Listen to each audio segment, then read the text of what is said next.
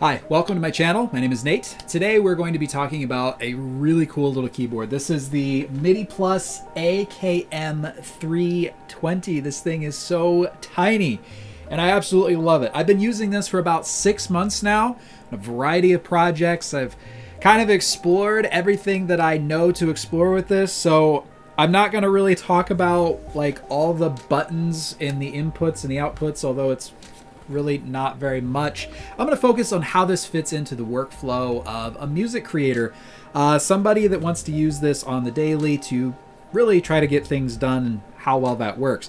For $38, well, you really don't have a lot to lose, but you know, if that's a lot of money, that's really important, then we need to have a discussion about whether or not this is going to work for you. So the first thing that you're going to notice is it does have 32 keys. So it's not going to express the full octave range that a regular keyboard is going to have. That's just a given. This is more designed towards creating electronic music, like EDM stuff. So if you really like four on the floor dance tunes, just kind of working on some synth ideas and chord voicings and things like that, it's going to work great. If you're also into sketching out drum ideas like I am, and you don't want to have like a full electronic drum kit sitting over in the corner, this thing works beautifully for that. The only real issue that I've had is in terms of its velocity sensitive keys. Now it does come with velocity sensitive keys, that's important to note. However, the function of that is, yeah, not so great.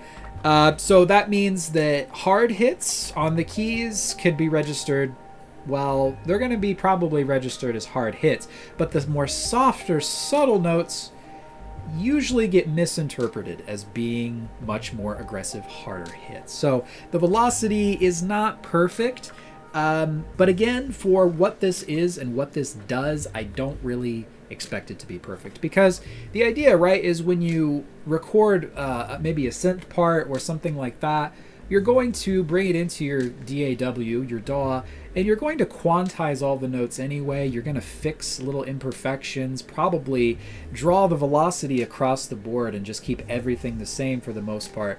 So you're going to fix all those little things in post anyway. It's not as important. However, if you want a piano to really experiment on, to be able to play multiple octaves apart from each other at the same time, just with both hands, you want it to sound very natural, very clean.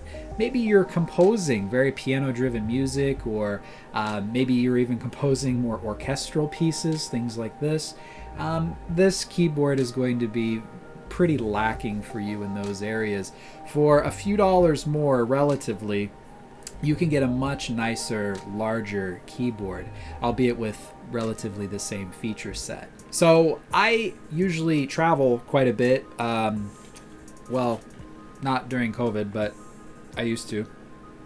And so I love the idea of being able to fit this into a backpack or a carry-on, anything like that.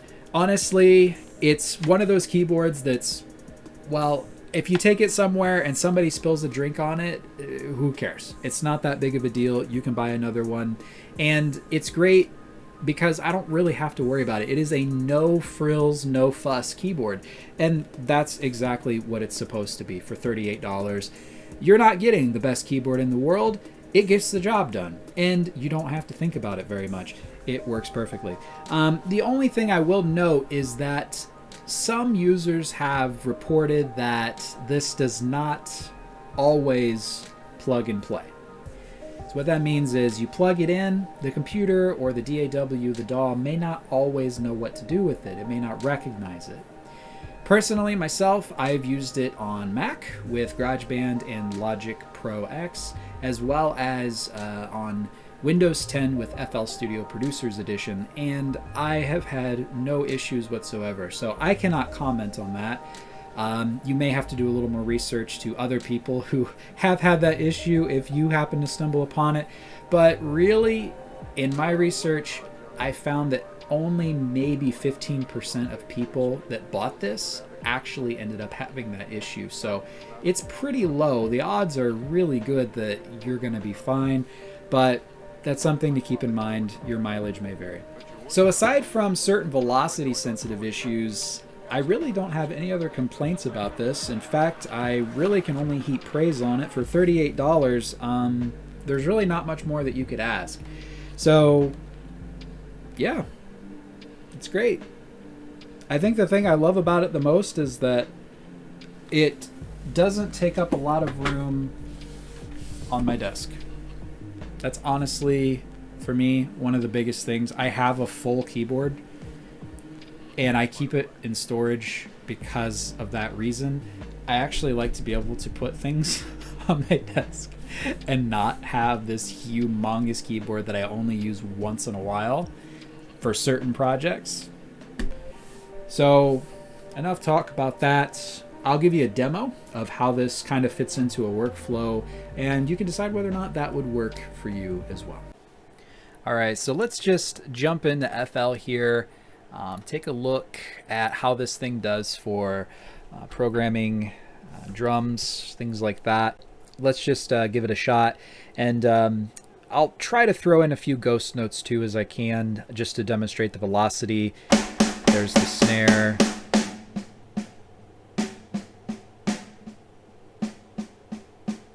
So some notes don't register at all. 75%, it seemed like when I was lightly tapping it, were registered. And then some were really loud for some reason. Yeah, so the velocity on the, once it gets below a certain point, it gets pretty low. It becomes hit or miss. So it's not incredibly sensitive, but it does work. It's there. So let's just try it.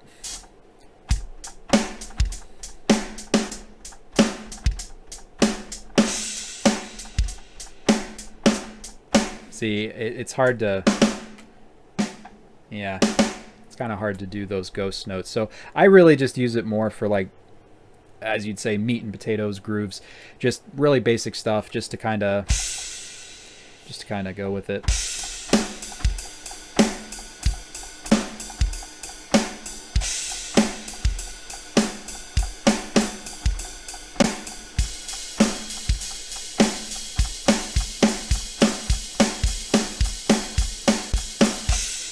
Let's try another one, just a soft synth here, the PG8X. I really enjoy this. I tweaked around with it and was able to get kind of a cool take on me sound. So let's see how bad I can butcher this.